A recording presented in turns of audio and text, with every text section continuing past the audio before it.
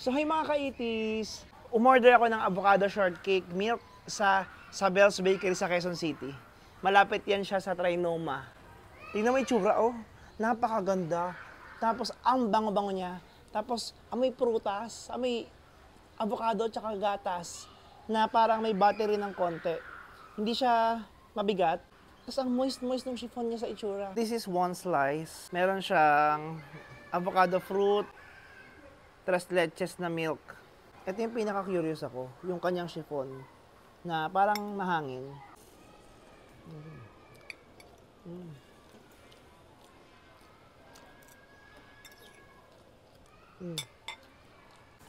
So tama nga ako ng hula, airy. Mahangin yung mamon niya, pero sobrang moist.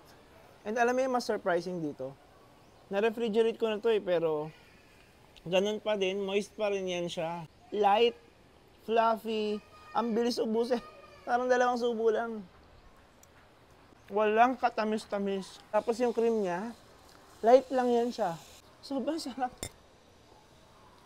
Ubus agad. Ang sarap.